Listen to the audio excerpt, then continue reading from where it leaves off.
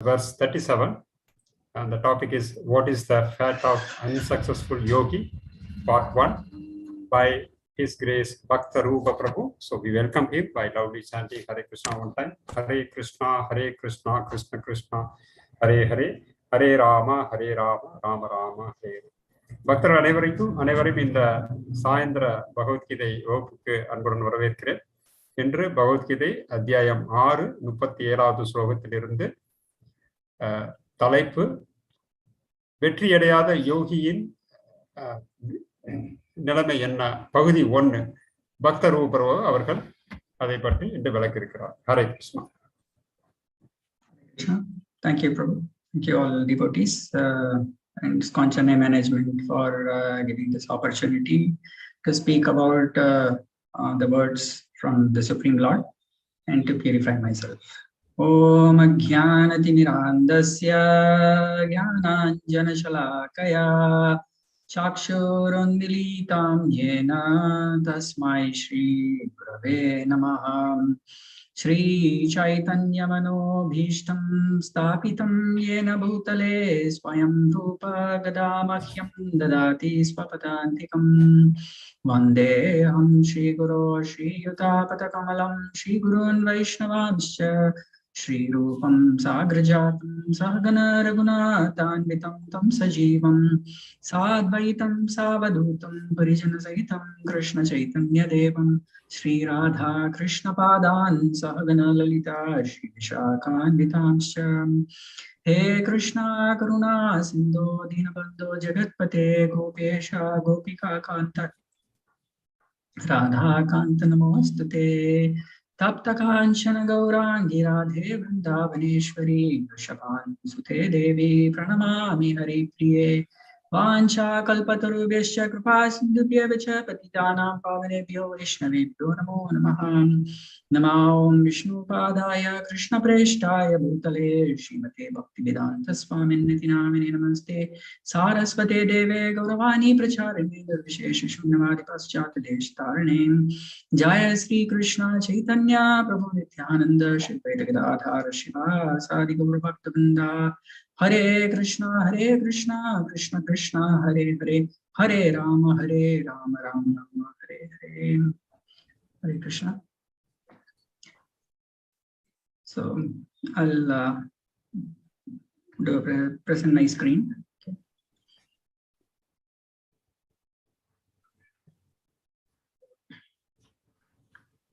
Okay. So please let me know if this is visible.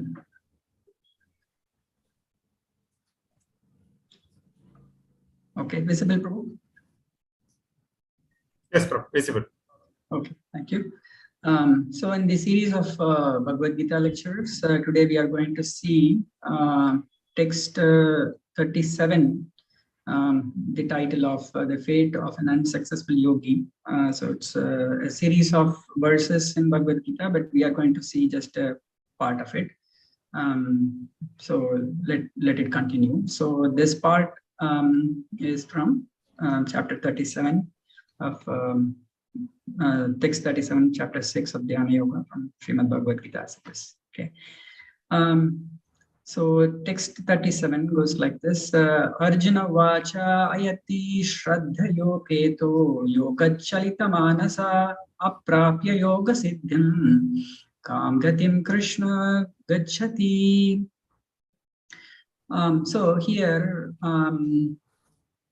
Kṛṣṇa is speaking about Bhagavad Gita chapter 6 about the yoga process, which is the Dhyana Yoga or Ashtanga Yoga process. So he's explaining about the Ashtanga Yoga process, and Arjuna is asking this question. Bhagavad Gita இந்த 6வது அத்தியாயத்தில் தியான யோகம் அல்லது அஷ்டாங்க யோகத்தை பற்றி விவரிக்கிறார்.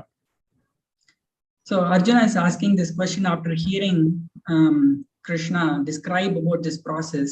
He is overwhelmed about the process described by Kṛṣṇa, and he is asking this question. கிருஷ்ணர் இந்த தியான முறையை விளக்கிய பின்பு அர்ஜுனன் இந்த கேள்வியை முன்வைக்கிறார். So Arjuna is asking, "Oh Kṛṣṇa, what is the destination of the unsuccessful transcendentalists?" So as soon as he heard about all the descriptions, he is asking the question of what is the destination or fate of an unsuccessful transcendentalist. So because he already decided that this process will be unsuccessful for him. இந்த கிருஷ்ணனிடமிருந்து இந்த தியான யோகத்தின் முழு விவரங்களையும் கேட்ட பின்பு அர்ஜுனன் வெற்றியடையாத யோகியினுடைய இலக்கு என்னவாக இருக்கும் என்று கேட்கிறார். ஏனென்றால் இந்த யோக முறையில் வெற்றியடைவது மிகவும் கடினம். So he says, there is a person who has started practicing the transcendental path of the yoga systems. So in general, everybody will be in the material, group. Now, after taking up the process of the yoga process, the transcendental process, so naturally he will dissociate from the material realm, and then he will try to associate with the spiritual realm. But now, if he's not confident about getting success in the spiritual realm, then he thinks that what is going to happen to me? I'm neither in the material or neither in the spiritual. What will happen to me? பொதுவாக இந்த யோக முறையை மேற்கொள்பவர்கள் இந்த பௌதிக விஷயங்களை எல்லாம் துறந்து விட்டு, பௌதிக வாழ்க்கையை துறந்து விட்டு அந்த ஆன்மீக முறைகளை ஏற்றுக்கொள்ள வேண்டும். அப்படி ஏற்றுக்கொள்ளும் பட்சத்தில் அவர்கள் அந்த ஆன்மீக விஷயத்தில் வெற்றி அடையவில்லை என்றால் அவர்கள் இந்த இரண்டு விஷயங்களும் இழக்க நேரிடும். பௌதிக வாழ்க்கையும் இழக்க நேரிடும், ஆன்மீக வாழ்க்கையும் இழக்க நேரிடும். அப்ப அந்த விதத்தில், அப்படி நடக்கும் விதத்தில் அவர்களுடைய இலக்கு என்னவாக இருக்கும் என்ற கேள்வி அர்ஜுனனுக்கு இங்க இருக்கின்றது. So he explains that the unsuccess, the failure is due to what? Because of the worldly-mindedness. So after getting detached from the material realm and then coming to the spiritual realm, but the mind is still not completely cleansed and mind is still focusing on the material things. So the mind becomes, filled with or disturbed by the, worldly things or attractions or attachments. இந்த பௌதிக வாழ்க்கையிலிருந்து ஆன்மீக வாழ்க்கையை பயிற்சி செய்பவர்கள் பயிற்சி செய்து கொண்டிருக்கும் போதே அவர்களுக்கு இந்த பௌதிக வாழ்க்கையில் இன்னும் ஒரு பற்றுதலோ ஈர்ப்போ அவர்களுக்கு இன்னும் இருக்கின்றது. ஸோ அப்படி இருக்கும் பட்சத்தில் அவர்கள் எவ்வாறு இந்த ஆன்மீகத்தில் முன்னேற முடியும் என்பதே ஒரு கேள்வி. So he is asking, and thus does not attain perfection in mysticism. So until one achieves that perfection of the yoga process, this battle, internal battle, will always continue. So for example, when somebody for example athletics, Olympics or any competition, until the goal is reached, there will be a struggle, right? So take hurdles, 400 meters hurdles or 100-meter hurdles. So until a person reaches the end point, he has to cross the hurdles one after the other. But if he doesn't reach, he sometimes we have seen people have slipped down and then fell down crossing the hurdle. So what will happen is the question. Like in the sports realm, that person is failed. He doesn't reach the end. So is it same in the transcendental process also is the question. உதாரணமாக இந்த ஒரு விளையாட்டு துறையில் ஒரு ஓட்டப்பந்தய வீரர் ஒரு 100 மீட்டரோ அல்லது 200 மீட்டரோ ஓட்டப்பந்தயத்தில் அவர் அந்த பந்தயத்தில் அவர் வெற்றி அடைய வேண்டும் என்றால் அவர் கடினமாக பயிற்சி செய்ய வேண்டும், பலவிதமான பயிற்சிகளை மேற்கொள்ள வேண்டும். அப்படி பல பயிற்சிகளை மேற்கொண்டு அவர்கள் வெற்றி அடைவதே அவர்களது இலக்காக இருக்க வேண்டும். அப்படி வெற்றி அடையாத பட்சத்தில் அவர்களுடைய இந்த எல்லாவித முயற்சியும் பலனற்று போய்விடும். அதேபோல் பௌதிக வாழ்க்கையை துறந்து விட்டு ஆன்மீக வாழ்க்கையை மேற்கொள்ளும் போது அவர்கள் பலவிதமான இன்னல்களையும் பலவிதமான பயிற்சிகளை மேற்கொள்ள வேண்டும். அந்த முயற்சியில் அவர்கள் வெற்றியடையாத பட்சத்தில் எந்த இலக்கை அவர்கள் அடைய முடியும்? Okay, so the answer to this question, I'm not going to deal with it completely in this session because this is a series of sessions. So I will let the subsequent speakers, give the answer. But we will, in this session, we will try to deal with all the different components of what is success and what is failure in the transcendental path. இதற்கு முழுமையாக இந்த ஒரு வகுப்பில் என்னால் முழுமையாக விவரிக்க முடியாது. ஏனால் இதற்கு தொடர்ச்சியாக பலவிதமான ஸ்லோகங்களில் படிப்படியாக விளக்கப்படுகின்றது. ஆனால் இன்று நாம் பார்க்கக்கூடியது வெற்றி தோல்வி, இந்த யோகத்தினுடைய வெற்றி என்பது என்ன, தோல்வி என்பது என்ன என்பதை பற்றி நாம் இன்று பார்ப்போம். Okay, so the question here is about a transcendentalist who is having sufficient faith. With faith, he is progressing in the yoga process. So this Kṛṣṇa, Arjuna is not talking about imposter or a pretender. A pretender does not have a faith but pretends something. But Arjuna is asking a genuine question. Somebody is genuinely interested with faith, and then he is taking up the process. So we are not talking about the imposters or the bogus yogis. பொதுவாக ஒரு முறையை ஏற்றுக்கொள்பவர்கள் அதை நேர்மையாக அதை பயிற்சி செய்ய முயற்சி செய்பவர்கள். சிலர் நேர்மையாக பயிற்சி செய்யலாம், சிலர் பாசாங்கு செய்யலாம். இங்கு அர்ஜுனன் நேர்மையாக பயிற்சி செய்ய முயற்சி செய்யும் ஒரு பக்தர். ஆகவே அவர் இதில் நாம் ஒரு நம்பிக்கையுடன் அவர் கேட்கிறார். Okay, so when we talk about transcendentalists, yogis, how does the journey starts for a transcendentalist? Is what we will see the next. So the journey starts with this statement in the scriptures. Vedanta Sutra describes famous aphorism called atato brahma jigyasa. இந்த ஆன்மீக பாதை ஏற்றுக்கொண்டவருடைய பயணம் எவ்வாறாக இருக்கும், அவருடைய முதல் பிரயாணம் எதில் ஆரம்பிக்கிறது என்றால் அதோத பிரம்ம ஜிஞ்ஞாசா, இதில் ஆரம்பம் ஆகிறது. So what is meant by atato? Atato means now it is the time. Because the inquiry is this inquiry, this is applicable for human beings. So this is described because a person has taken a human form of life. Now is the time for him to inquire. அதாதோ என்றால் நான் இப்பொழுது ஒரு மனித வடிவத்தில் இருக்கின்றேன், நான் என்ன செய்ய வேண்டும் என்ற ஒரு கேள்வியில் ஆரம்பம் ஆகிறது. Then jigyasa means inquiry. So whenever we inquire, it could be either a material or it could be a spiritual subject. Most of the time people discuss or inquire about material things only. For example, when we meet another person, in general, we talk about some material things. How's your work? We talk about how's your work. Sometimes, these days, we always talk about not how's your work. We talk about how's your work load, right? So we are always kept so much of load within everyone, in back of everyone. So we talk about material things. How is the share market doing? Or how is the price of the vegetables? How is the price of these commodities? How is the weather in your place? How's all sorts of inquiry keeps going on.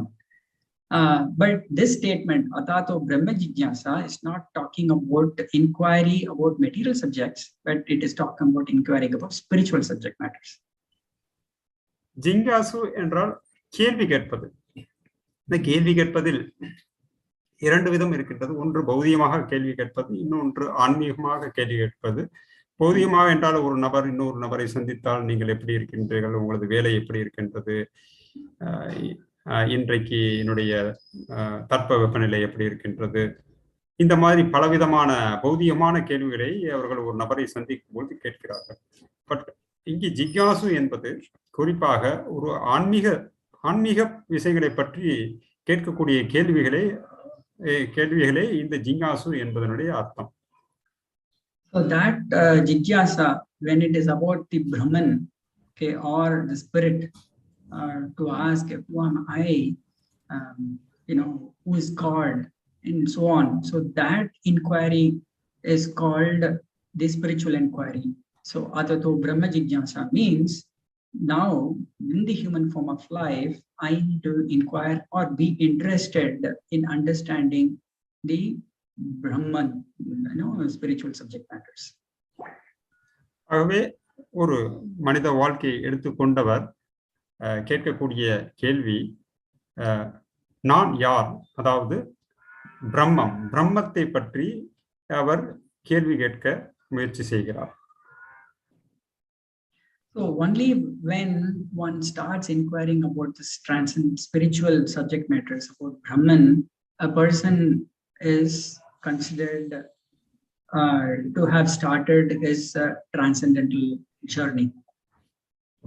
ஆகவே இந்த ஆன்மீகமாக இந்த மாதிரி கேள்விகளை முன்வைக்காத வரையில், இந்த மாதிரி கேள்விகளை முன்வைக்கும் பட்சத்தில் அவர்கள் இந்த ஆன்மீக பயணத்தை மேற்கொண்டார்கள் என்று கருத வேண்டும்.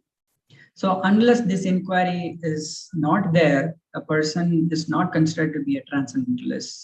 So in the popular newspapers or magazines, we see spiritual anmigam, and then they talk about all the rasis, and then they will describe about this is a good time to start your business, or you will end up loss, or you will end up gain, and so on. So those things are not spiritual at all, unless one actually starts going beyond it and inquires about this one. ஆகவே இந்த கேள்வி, அதாவது பிரம்மத்தை பற்றி கேள்விகளை ஒருவர் கேட்க வேண்டும். அதுவே உண்மையான ஆன்மீகமான ஒரு கேள்வி.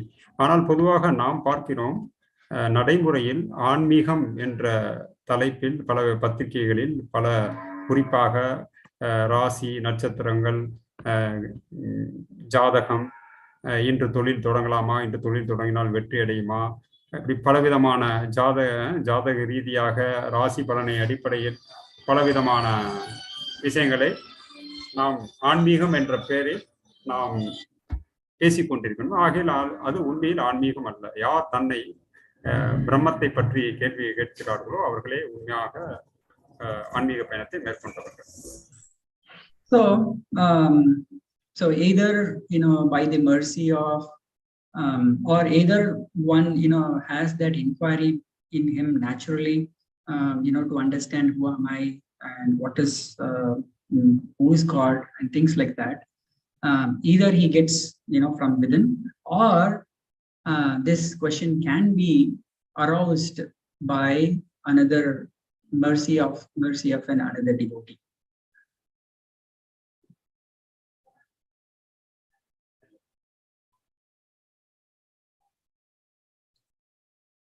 Hare Krishna, am I audible? இந்த கேள்விகள் பொதுவாக பிற பக்தனுடைய கருணையாலோ அல்லது தனது இயற்கையாகவே அவர்களுக்குள் இந்த கேள்விகள் எழுந்திருக்கலாம். ஸோ இந்த மாதிரி அவர்கள் இந்த கேள்விகள் பிறராலோ அல்லது சொந்த முயற்சியாலோ அவர்கள் இந்த பயணத்தை ஆரம்பிக்கிறார்கள். Okay, so now we have understood that transcendentalist means a person who has got the inquiry about the spiritual subject matters. Now we can see different categories, or okay, I just wanted to talk about this atato brahma jigyasa. Some of us would have seen this. So when we go out for distributing books, and ask for why don't you take a Bhagavad Gita, why don't you talk about inquire about spiritual subject matters. This picture clearly shows a small baby or child. They say that he is too busy playing all the games, and he's too young to understand Bhagavad Gita and things like that. okay, that's fine. But Prahlad Maharaj says that the spiritual subject matters should be given right in the age of 5. But in fact, in his example, not even he was born, he was able to take spiritual subject matters while even within the womb. இந்த அதூத பிரம்ம ஜிஞாசத்தை இப்பொழுது நாம் அதற்கு மேலாக சில விஷயங்களை பார்ப்போம். இங்கு நம்ம இங்கே ஒரு பிக்சர் இருக்கின்றது. இங்கு முதல்ல அந்த ஒரு சின்ன குழந்தை பகவத்கீதை படிப்பதற்கு என்ன சொல்கின்றதா, நான் மிகவும் குழந்தையாக இருக்கின்றேன், அதனால் இப்பொழுது என்னால் படிக்க முடியாது என்ற ஒரு கேள்வியை முன்வைக்கின்றது. ஆனால் பிரகலாத மகாராஜா என்ன சொல்கிறார் என்றால், அவர் இந்த ஆன்மீக விஷயங்கள் சிறு குழந்தையாக இருக்கும் போதே ஒருவருக்கு கொடுக்க வேண்டும். அது மட்டும் கர்ப்பத்தில் இருக்கும் போதே, பிரகலாத மகாராஜ் கர்ப்பத்தில் இருக்கும் போதே இந்த ஆன்மீக விஞ்ஞானத்தை அவர் தனது குருவிடமிருந்து கேட்டிருக்கின்றார். ஸோ ஆகவே இந்த மாதிரி பகவத்கீதை படிப்பதற்காக பலவிதமான விஷயங்கள் மூலமாக அவர்கள் தவிர்க்க முயற்சி செய்கிறார்கள். So he has got a reason. Okay, so the baby small child gives a reason that why he will not read Bhagavad Gita. Now the child grows and becomes big, and he's enjoying his life by riding cars, riding motorcycle, too busy with friends and relatives and so on. So he's all busy with enjoying life. So is too busy with enjoying. So therefore he doesn't want to read Bhagavad Gita at this time. அந்த குழந்தை பின்பு குழந்தையிலிருந்து சிறுவனாக இளைஞனாக வளர்ச்சி பெறும் பொழுது, அப்பொழுது அவர்களுக்கு பலவிதமான இந்த உலகத்தை அனுபவிக்கக்கூடிய பலவிதமான வாய்ப்புகள் இருக்கின்றது. விளையாடுவதற்கான வாய்ப்புகள், பலவிதமான பொழுதுபோக்குகளில் ஈடுபடுவதற்கான வாய்ப்புகள், இந்த மாதிரி சூழ்நிலைகள் அதை ஒரு காரணமாக சொல்லி தான் இந்த மாதிரி பலவித ஈடுபட்டு இருக்கின்றேன், ஆகவே இப்பொழுது எனக்கு பகவத்கீதை படிப்பதற்கான நேரம் இன்னும் வரவில்லை என்று அப்பொழுதும் அவர்கள் தவிர்க்கிறார்கள். So then he goes on to marry, and then still he is very too much of enjoyment and things like that. So this is not time for me to read Bhagavad Gita. And then after marriage, what happens? He has to earn a lot of money, so that he can support the wife and big house and children. So he becomes so busy in his day-to-day engagement to earn a lot of money. So therefore he is now too busy to read Bhagavad Gita. பின்பு அந்த ஒரு சிறுவனாக இருந்து பின்னர் அவருக்கு கல்யாணம் நடக்கின்றது. கல்யாணம் நடந்ததுக்கு அப்புறம் அவர்கள் வேலைக்கு செல்கிறார்கள். குடும்பத்தை நிர்வாகம் செய்வதற்காக கடுமையாக உழைக்கிறார்கள். வீடு வாங்க வேண்டும், பலவிதமான வேலைகள் செய்ய வேண்டும். ஸோ இப்படி பலவிதமான முயற்சிகளில் அவர் ஈடுபட்டிருக்கும் பொழுது, அப்பொழுதும் அவர்கள் இப்பொழுதும் எனக்கு நேரம் வரவில்லை, இப்பொழுதும் என்னால் பகவத்கீதை படிப்பதற்கான சரியான நேரம் வரவில்லை என்று அப்பொழுதும் அவர்கள் இந்த ஆன்மீக விஷயத்தை தவிர்க்கிறார்கள். So after working a busy day, and then comes weekend, and so why don't you join online Bhagavad Gita class on Sunday? This is the only day I'm getting, so I'm very tired, so I have to take rest. Otherwise, some people, are too, they have become, 50s and, 60s. At that time, they are unable to read Bhagavad Gita, not able to see properly, not able to hear. So therefore, they are either too tired or the body is too weak to, take Bhagavad Gita.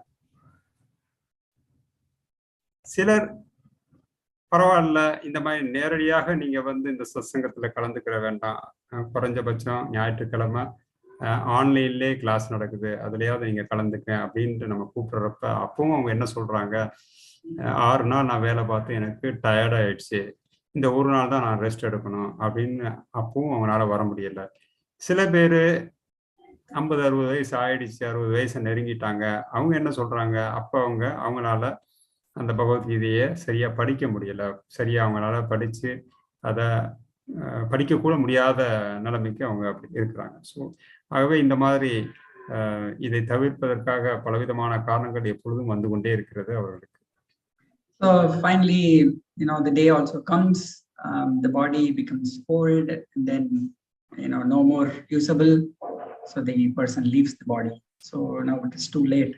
So this way, from the childhood to the leaving the body, the living entity is too much engrossed in the different allurements of the activities of this material world. So finally, there is no chance for them to read Bhagavad Gita.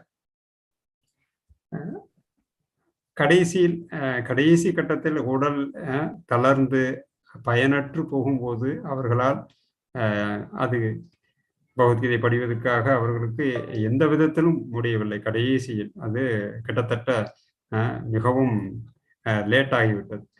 So அதற்கு இந்த மாதிரி சிறு வயதிலிருந்து வாழ்க்கையை உடலை விடும் அந்த காலகட்டத்திற்கு இடையில் இந்த பௌதிக உலகத்தினுடைய பலவிதமான நடவடிக்கைகளால் பலவிதமான செயல்களால் அவர்கள் கவர்ந்து இழுக்கப்பட்டு அவர்களுக்கு இந்த பகவத் விஷயங்களில் ஆர்வம் காட்ட முடியாத ஒரு சூழ்நிலையில் அவர்கள் எப்பொழுதும் இருக்கிறார்கள்.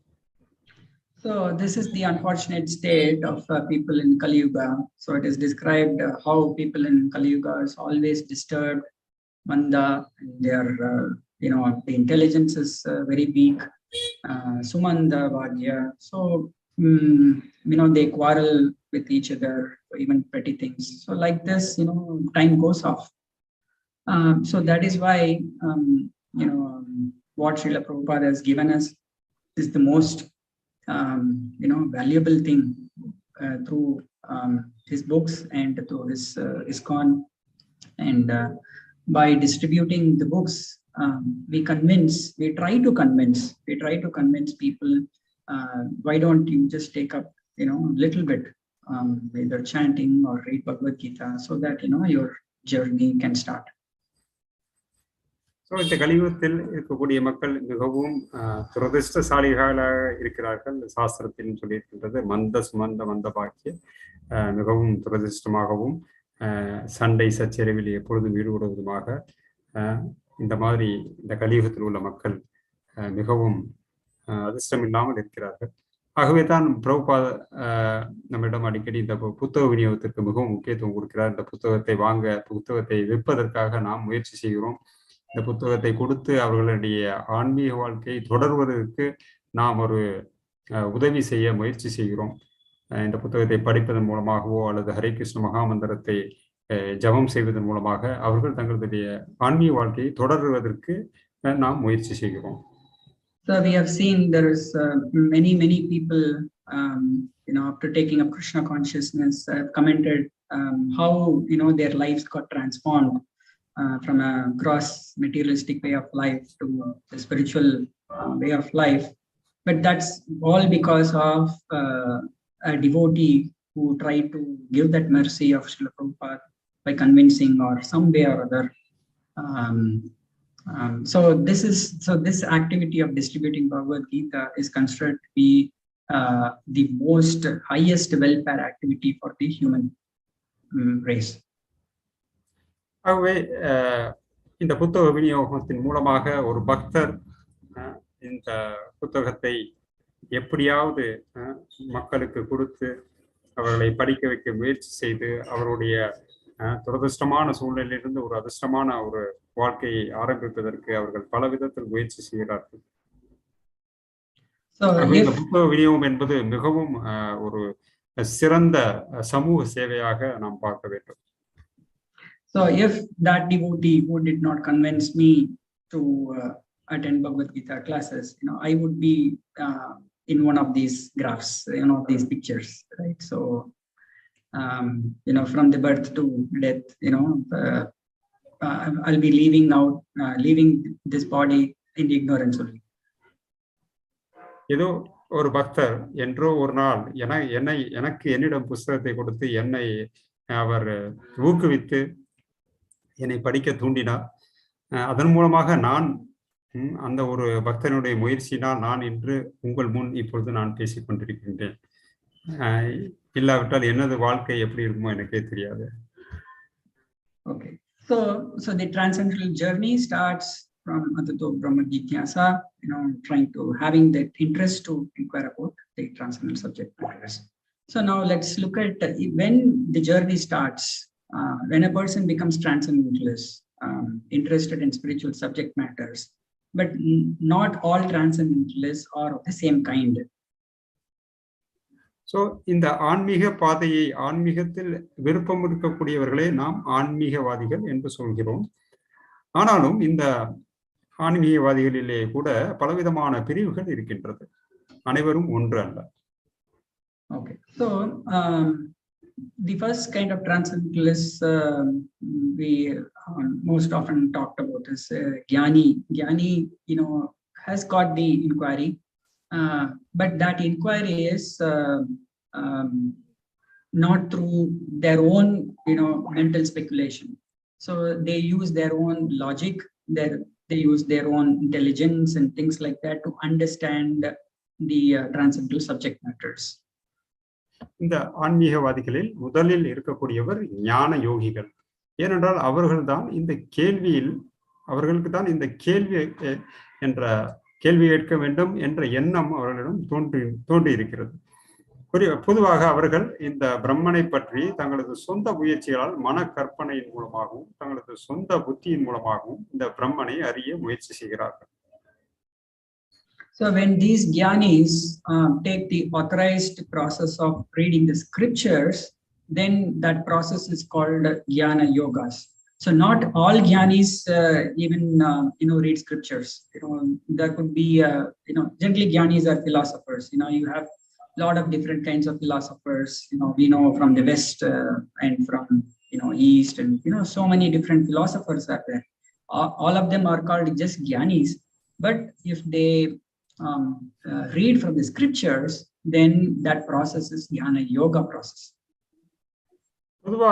பொதுவாக ஞானிகள் என்றாலே தத்துவவாதிகள் என்று நாம் பொதுவாக கூறுகின்றோம். அது இந்தியாவில் இருந்தாலும் சரி, இல்ல மேற்கத்திய நாடுகளாக இருந்தாலும் சரி, பலவிதமான ஞானிகள் இருக்கின்றார்கள். அவர்களுடைய முயற்சி பொதுவாக மன கற்பனையின் மூலமாகவும் சொந்த புத்தியின் மூலமாக அவர்கள் தத்துவத்தை பற்றி ஆராய்ச்சி செய்கிறார்கள். ஆனால் அதே ஞானிகள் பிரம்மனை உணர்வதற்கு, பகவானை உணர்வதற்கு அவர்கள் அதிகாரப்பூர்வமான சாஸ்திரங்களை வழியாக படித்து அந்த முயற்சியை மேற்கொள்ளும் போது அவர்களை ஞான யோகிகள் என்று அழைக்கிறோம். So that jnana yogis, the goal for that jnana yogis, they have, so everybody has got some goals. So they understand the Supreme Lord as the impersonal feature or some powerful jyoti or light, and they want to merge into that Brahman effulgence. எல்லா ஆன்மீகவாதிகளுக்கும் ஒரு இலக்கு இருக்கின்றது. ஒரு இலக்கை வைத்து அவர்கள் அந்த முயற்சியை மேற்கொள்கிறார்கள். இந்த ஞான யோகத்தில் இருப்பவர்கள் அந்த பிரம்மன் என்பது ஒரு உருவமற்ற தன்மை அல்லது ஒரு வெளிச்சத்தை போன்று ஒரு பிரம்ம ஜோதி என்று அவர்கள் அதையே இலக்காக வைத்து அவர்கள் இந்த ஞான யோக பயிற்சி மேற்கொள்கிறார்கள். So the other class of transcendentalists are generally called as yogis. So they do meditation or dhyana. So therefore that process they adopt is called as dhyana yoga, which Kṛṣṇa is describing in the 6th chapter as Ashtanga yoga process. இரண்டாவது தளத்தில் இரண்டாவதாக இருக்கக்கூடியவர்கள் தியான யோகிகள். அவர்கள் தியானம் செய்வதன் மூலமாக இந்த பகவானை உணர முயற்சி செய்கிறார்கள். இதை பற்றி பகவான் கிருஷ்ணர் 6வது அத்தியாயத்தில் விளக்கமாக அவர் கூறியிருக்கிறார். So again, like jnanis who are trying to use their own mental speculation and intelligence, the yogis also, they don't approach generally, they don't approach the process with the proper way of yoga. What they do is they try to do meditation on some void, or they meditate on something else, some light and so on. So which is not actually authorized way of meditation, but the authorized way of meditation is described by Kṛṣṇa in chapter 6 is doing meditation on the form of Lord Vishnu. பொதுவாக இந்த யோக முறையில் இருப்பவர்கள் அதிலும் 2 வகையான முயற்சி செய்பவர்கள் இருக்கிறார்கள். ஒரு வகையினர் இந்த யோகம் என்பது ஒரு குறிப்பிட்ட ஒரு வெளிச்சத்தை நாம் தியானம் செய்ய வேண்டும் என்றோ அல்லது ஒரு வெற்றிடத்தை தியானம் செய்ய வேண்டும் என்றோ தங்களது மனக்கற்பனையாலும் தனது சொந்த முயற்சியாலும் சொந்த புத்தியை பயன்படுத்தி அவர்கள் தியானம் செய்பவர்களும் இருக்கிறார்கள். ஆனால் 2வது வகையினர்கள் அவர்கள் பகவான் கிருஷ்ணர் இந்த 6வது அத்தியாயத்தில் கூறப்பட்டுள்ளபடி அந்த அதிகாரப்பூர்வமான யோக முறையின் படி அவர்கள் அந்த முயற்சியை மேற்கொண்டு அவர்கள் தியானம் செய்கிறார்கள். So final aim for the dhyana yogis is to realize the Paramatma within their heart, the Supreme Lord within the heart, who is called as Paramatma. They wanted to see the form of the Lord within the heart and then attain the state of samadhi, that trance.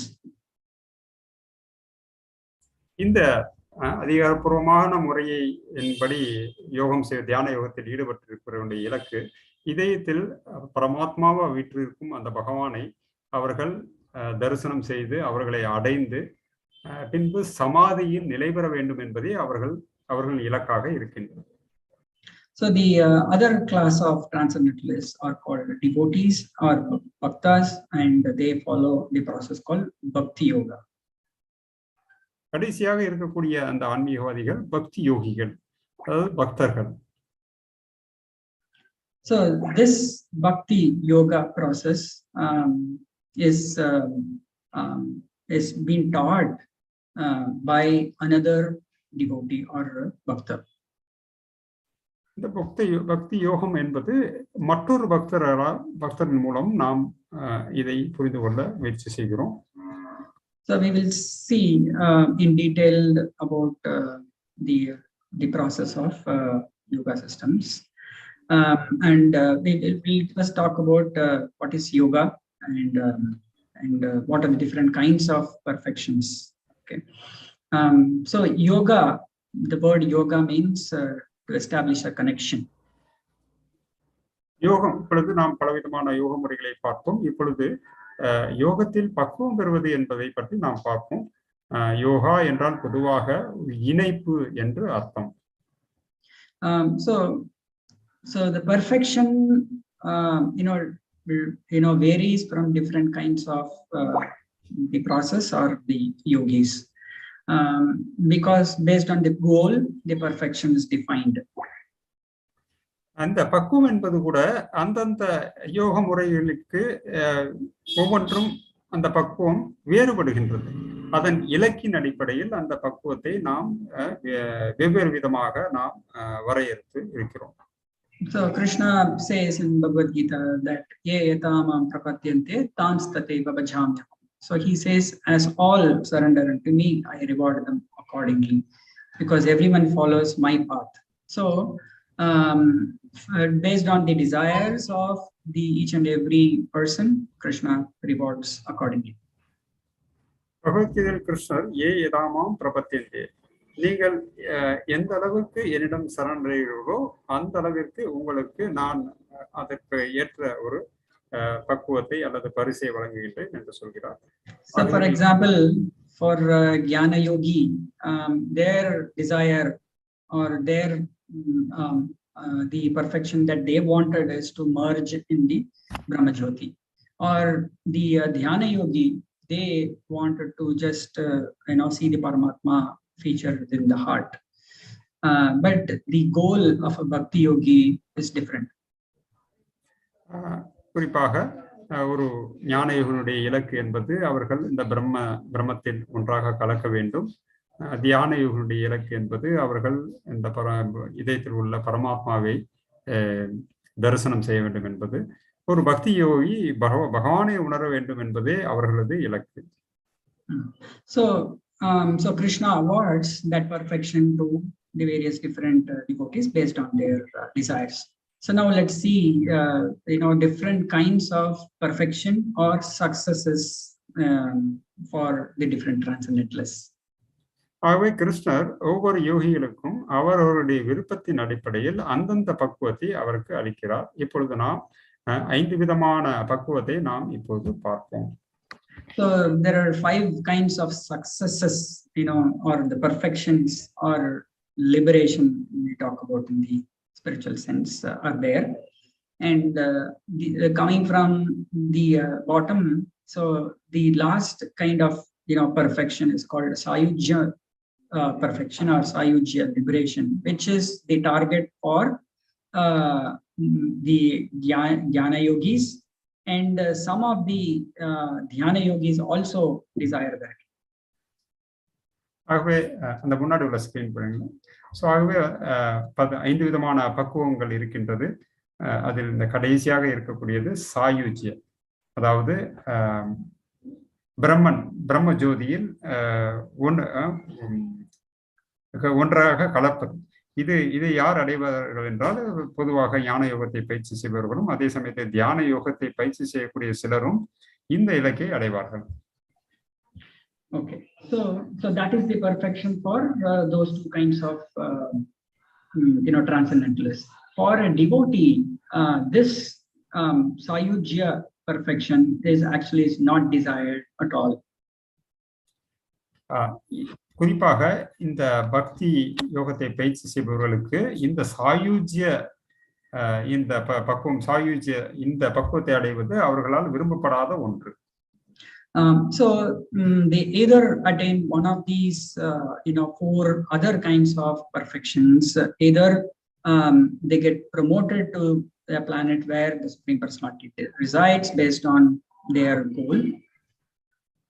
இந்த பக்தியோட இலக்கு என்பது இந்த சாயுஜியை தவிர்த்து இருக்கக்கூடிய இந்த மற்ற 4 விதமான பக்குவத்தை, அதாவது சாலோக்கிய, அதாவது பகவான் எங்கு வசிக்கிறாரோ அந்த இடத்தை அவர்கள் அடைவது.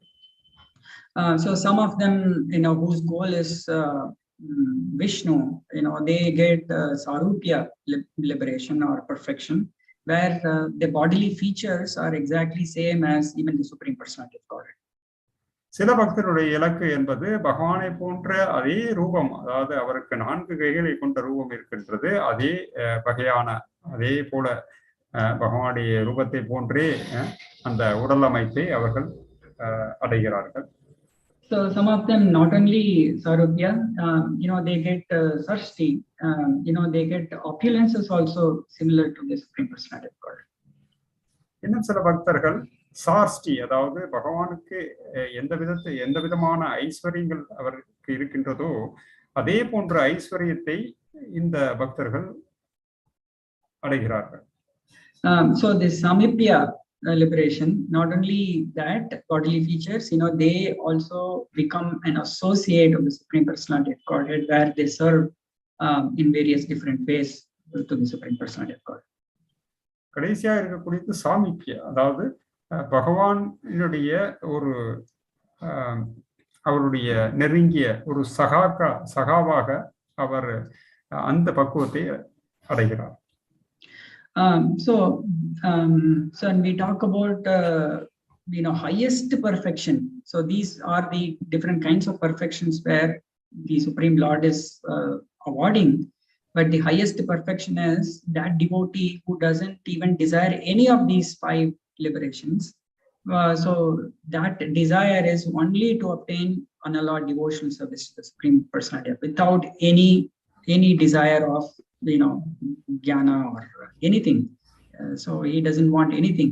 So Sri Chaitanya Mahaprabhu prays that nadanam na janam na sundarim calita-mānasaḥ jagadisha kamate mama janmanishvare bhavatat bhaktir ahaitukhi tvai. So he only wants one thing. So I don't want fame, I don't want beauty, I don't want opulence, I don't want any big following, nothing. I just only want your costless devotional service, birth after birth. So that is the highest perfection that is being taught by Sri Chaitanya Mahaprabhu.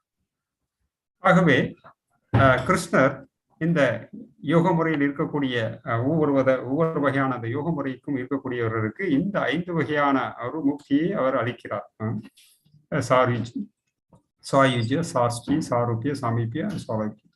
ஆனாலும் இவற்றிற்கும் அப்பால் மிக உயர்ந்த பக்குவமாக நாம் பார்ப்பது என்னவென்றால், இந்த பகவான் மேல், முழுமுதற் கடவுளின் மேல் தூய பக்தி, எந்தவித தடங்களும் இல்லாத கலப்படமும் இல்லாத ஒரு தூய பக்தி சேவையை உயர்ந்த பக்குவமாக கூறப்பட்டிருக்கின்றது.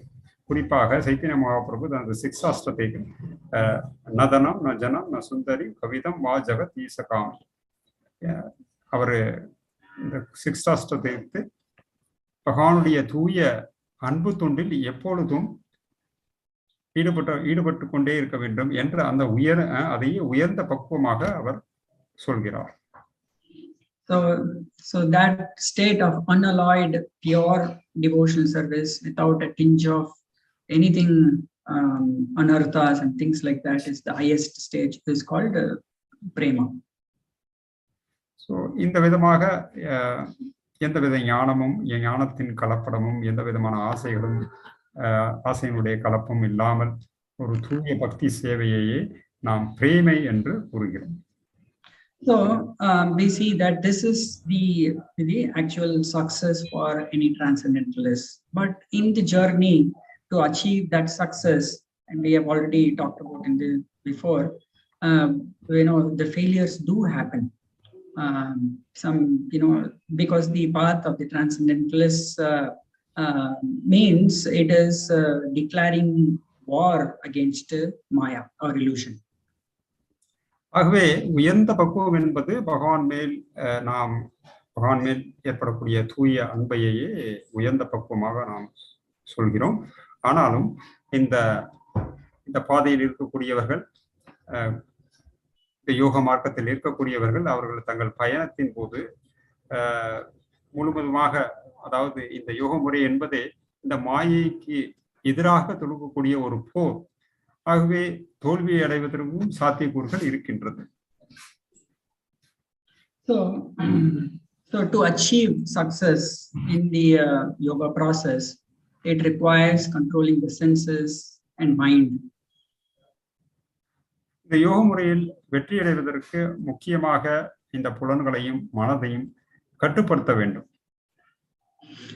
So because there is always Maya is constantly alluring us. Why don't you do this activity? Why don't you enjoy this? Why don't you see this? Why don't you do that? Like that, a lot of constant allurement is being given by Maya. குறிப்பாக இந்த யோக முறையில் இருப்பவர்கள் தனது புலன்களையும் மனதையும் அடக்குவதற்கு முயற்சி செய்யும் பொழுது மாயையால் அவர்களுக்கு பலவிதமான கவர்ச்சிகரமான விஷயங்கள் வழங்கப்படுகின்றன. ஏன் இதை நீங்கள் அனுபவிக்க கூடாது, ஏன் இதை செய்யக்கூடாது, ஏன் இதை முயற்சி செய்யக்கூடாது என்று பல விதத்தில் மாயை அவர்களை கவர்ந்து இருப்பதற்கு முயற்சி செய்கின்றது. So we can ask a question. Our purpose is to achieve perfection in the path of transcendental journey. But why Maya is alluring me? Why Maya is discouraging me? நாம் கேட்கலாம், நான் பகவானை அடைவதற்கு நேர்மையாக இந்த யோக முறையின்படி நான் முயற்சி செய்து கொண்டிருக்கிறேன். அப்படி இருக்கும் பட்சத்தில் ஏன் மாயை என்னை டிஸ்கரேஜ் பண்ணுகின்றது, இந்த மாதிரி ஒரு கவர்ச்சிகள் மூலமாக ஏன் அந்த பாதையிலிருந்து விலக்குகின்றது என்ற கேள்வி நாம் கேட்கலாம். So the same question was asked to Srila Prabhupada by one of the disciples. Srila Prabhupada, our purpose is to serve Kṛṣṇa, go back to Godhead. Why Maya is covering me or trying to allure me? இதே கேள்வியை ஒரு சிஷ்யர் பிரபுபாதரிடம் ஏற்கனவே கேட்டிருக்கிறார். நாம் எல்லாம் பகவானை அடைவதற்காக உண்மையாக முயற்சி செய்து கொண்டிருக்கிறோம். அப்படி அவ்வாறு முயற்சி செய்து கொண்டிருக்கும் இந்த வேளையில் எதற்காக மாயை நம்மளை இந்த பாதையிலிருந்து திசை திருப்ப முயற்சி செய்கிறது?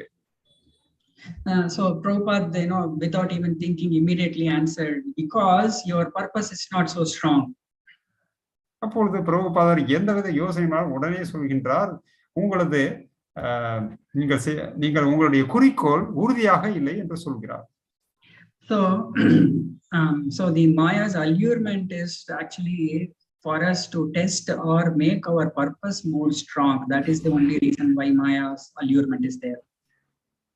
ஆகவே இந்த மாயையால் கொடுக்கக்கூடிய அனைத்து விதமான அந்த கவர்ச்சிகளும் நோக்கம் என்னவென்றால், நமது நோக்கம் உறுதியாக இருக்க வேண்டும் என்பதை சோதனை செய்வதற்காகத்தான்.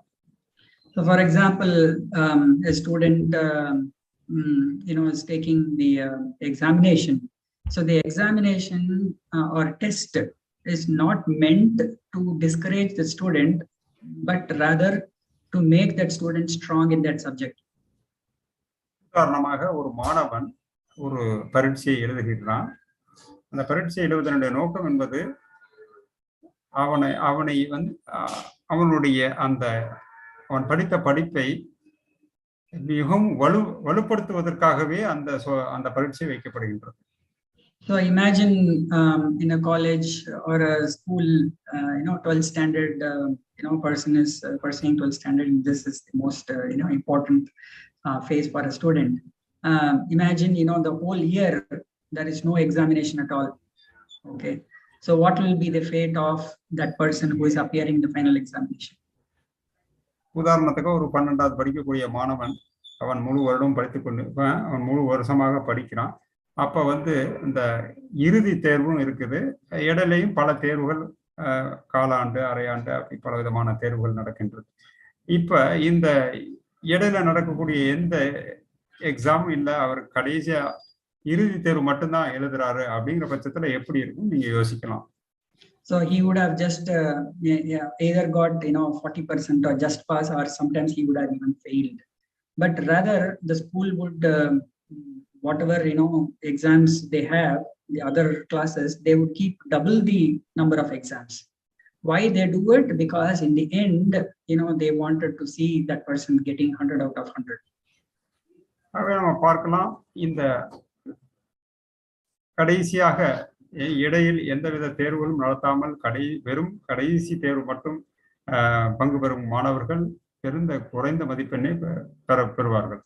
ஆனால் எந்த ஸ்கூல்ல இந்த இடையில பலவிதமான எக்ஸாம்பிள் வைத்து அவர்களை நன்றாக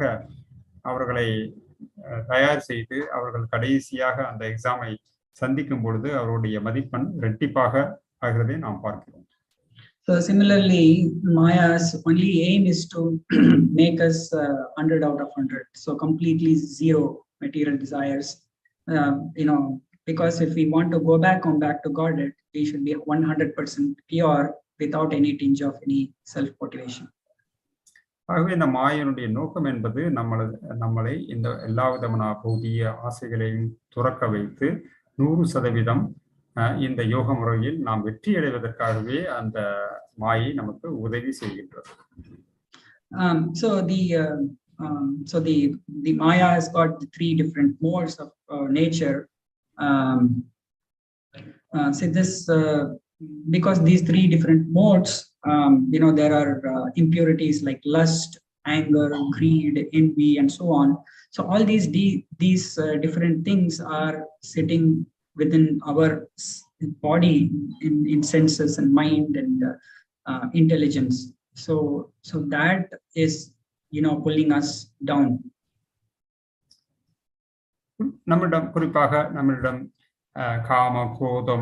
காமம், ஆசை, கோபம், பேராசை, இப்படி பல விஷயங்கள் நமது புலன்களிலும் மனதிலும் நம்மளை ஆக்கிரமிச்சிருக்கின்றது.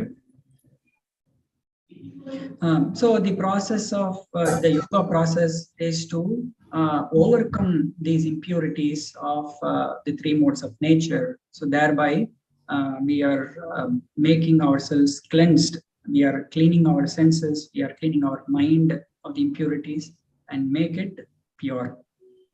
ஆகவே இந்த யோகமுடைய நோக்கம் என்பது இந்த எல்லா விதமான கலங்கங்கள் இருவருக்கு, காம, குரோத, லோபம் நம்மளை ஆக்கிரமித்திருக்கும் இந்த எல்லா விதமான கலங்களிலிருந்து விடுபட்டு தூய்மை அடைந்து ஒரு 100% வெற்றி அடைவதற்கு இந்த யோக முறை நமக்கு உதவுகின்றது. So the process of jnana is the empirical speculation and philosophy. Their process is to give up everything. Like neti, I don't want this, neti. So they are avoiding everything completely. So pure sannyas, everything they are renouncing. That is the process of jnana. இந்த ஞான யுகத்தினுடைய முறை என்னவென்பது என்றால் அது எல்லாவற்றையும் துறப்பது. எல்லாம் நேதி எதுவும் எனக்கு வேண்டாம், எல்லாவற்றையும் நான் விட்டு விடுகின்றேன் என்று அந்த சந்நியாசம், அதாவது துறவரத்தை மையமாக வைத்து நடக்கக்கூடிய ஒரு முறை. So that is very, very, very difficult, process to, give up. And it is also the fall down is very great. If Maya allures even little bit, the fall down will be great. ஆகவே இந்த ஞான யோக முறையில் அனைவற்றையும் துறப்பது என்பது மிகவும் கடினமான ஒரு முறை. அதில் வெற்றியடைவது மிகவும் கடினம். பலர் அந்த வெற்றியடையாமல் தோல்வியடைவதை நாம் பார்க்கிறோம். So similarly, dhyana yoga process is also very difficult, to go to the forest and completely sit in a secluded place and meditate. Even before meditation, there is a lot of asanas, and there is a lot of rules and regulations need to follow. So that is also very difficult process to meditate. Not only for just 1 minute or 2 minutes, like thousands of years one need to adopt that process to at least to come to a state of progress. தியான யோகம் முறையும் மிகவும் கடினமானது. தியான யோகிகள் வனத்திற்கு செல்ல வேண்டும், தனியான ஒரு இடத்தை தேர்ந்தெடுக்க வேண்டும், பலவிதமான ஆசனங்களை பயிற்சி செய்ய வேண்டும். ஒரு தியானத்தை அந்த பயிற்சி செய்யக்கூடிய முறைகள் பல வருடங்கள், பல ஆயிரக்கணக்கான வருடங்கள் அந்த பயிற்சிகளை செய்ய வேண்டும். ஆகவே அதுவும் மிகவும் கடினமான முறையாக இந்த கலியுகத்தில் உள்ள மக்களுக்கு இருக்கின்றது. But the process of bhakti yoga is both an easy process and it is also a safe process. ஆனால் பக்தி யோகம் என்பது எளிமையானது மட்டுமல்ல, அது பயிற்சி செய்வதற்கும் எளிதானது மற்றும் பிரபு it is a very safe process. எளிதானது, அதே சமயத்தில் ஆபத்தில்லாத ஒரு முறை. Why? Because in the other two processes, dhyana yoga and dhyana yoga, the practice is based on your own strength. ஏனென்றால் மற்ற யோக முறைகளில் அவர்கள் செய்யக்கூடிய அந்த முறை அவர்களது சொந்த முயற்சி அடிப்படையாக கொண்டது.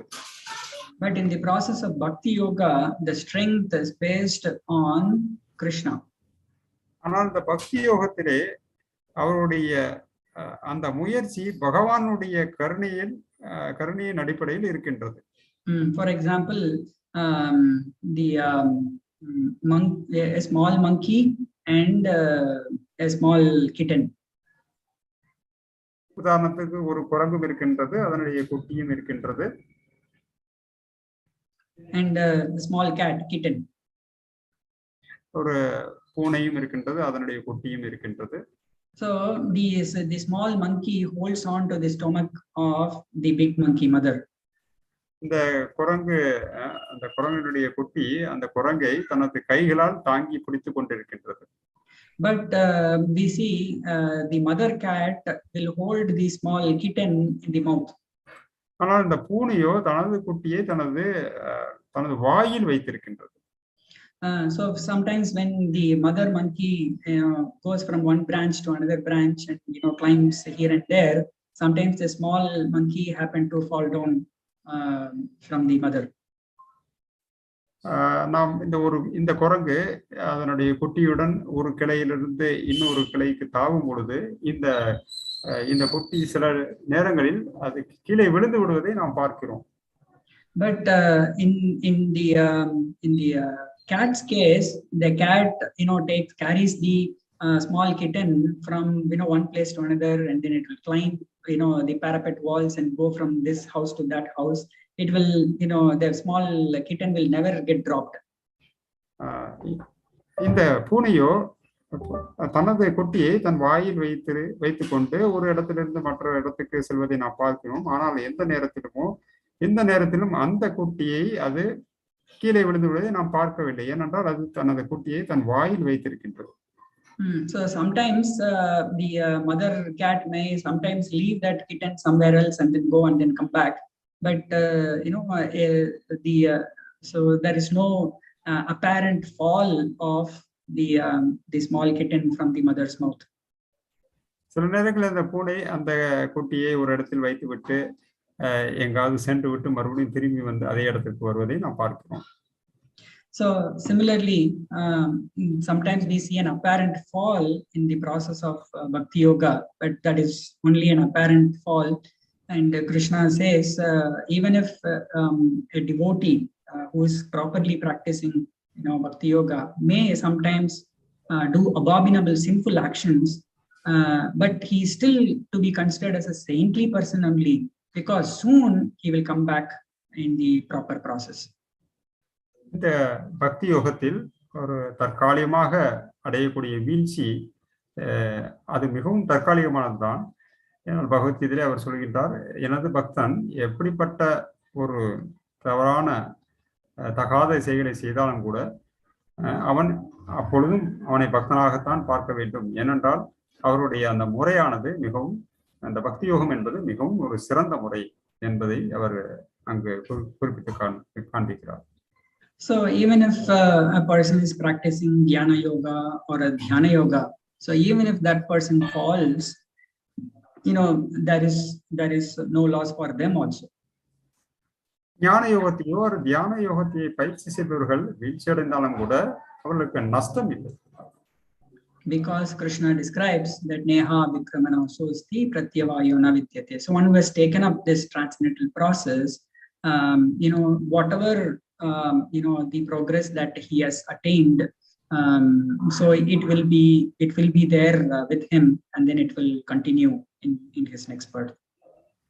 கிருஷ்ணர் பகவத்கீதை நேஹா விக்ரம நாசோஸ்தி, அதாவது இந்த ஆன்மீக பாதையை தேர்ந்தெடுத்தவர்கள், அவர்கள் இந்த பாதையை தேர்ந்தெடுத்து அவர்கள் செய்யக்கூடிய அந்த முயற்சிகள் என்றும் அவர்களும் தொடர்ந்து செல்லும். அவர்களுக்கு அதனால் எந்த நஷ்டமும் கிடையாது.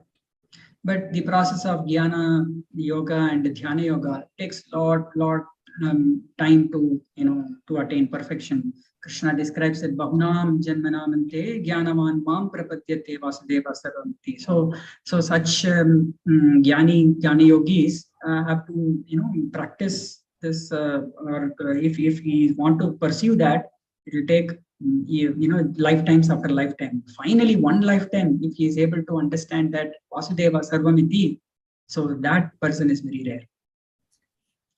இந்த மற்ற யோக முறைகளான இந்த ஞான யோகம், தியான யோகம் என்பது பக்குவம் அடைவதற்கு அவர்கள் பல ஜென்மங்களை எடுக்க வேண்டும். பகுனாம் ஜன்மனாம் அந்தே, பலவிதமான பிறவிகளில் அவர்கள் இந்த பயிற்சியை மேற்கொண்டு பின்பு ஒரு பிறவியில் அவர்கள் அந்த பக்குவத்தை ஏதோ ஒரு பிறவியில் அவர்கள் அடையற்கான வாய்ப்பு அவர்களுக்கு கிடைக்கின்றது. So this is the difference between material success and spiritual success, because material success, whatever profits a person earns, he has to just leave completely when the body is gone. இதுவே இந்த ஆன்மீகத்தில் செய்யக்கூடிய முயற்சிக்கும் பௌதிகமாக செய்யக்கூடிய முயற்சிக்கும் உள்ள வித்தியாசம். பௌதிகமாக நாம் அடைந்த பலன்கள் அந்த உடலுடன் முடிந்து விடுகின்றன. ஆனால் ஆன்மீகத்தில் நாம் செய்யக்கூடிய முயற்சிகள் அது நம்மை தொடர்ந்து நம்மளை பிறவிதோறும் நம்மளை தொடர்கின்றது. So that is why the result of the transcendental path is considered to be amrita. Amrita means which is eternal. ஆகவேதான் இந்த ஆன்மீக பாதை அமிர்தமாக நாம் சொல்கின்றோம். ஏனென்றால் அது நிரந்தரமானது, என்றும் அழிவதில்லை. So I will just conclude till today, until this. So what happens, a person, even if he attains, so it will be eternal, right? But what the details of how and in what shape he will regain his consciousness back will be covered in the subsequent sessions. இன்று இதோடு நான் நிறுத்திக் கொள்கின்றேன். இவ்விதமாக இந்த ஆன்மீகத்தை பயிற்சி செய்து அவர்கள் தொடர முடியவில்லை என்றால் அவர்களுடைய அடுத்த இலக்கு எவ்வாறாக இருக்கும் என்பது பின்வரும் பதங்களில் விளக்கப்படும். Thank you very much, everyone, for this opportunity.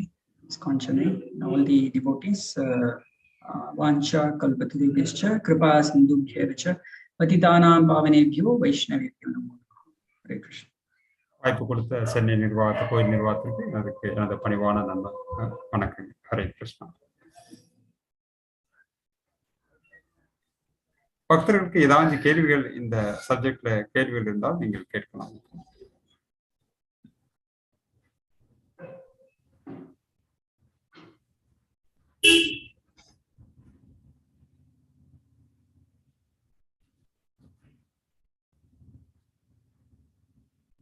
நீங்கள் ஷேர் பண்ணலாம் அல்லது நேரடியாக கூட நீங்க கேட்கலாம்.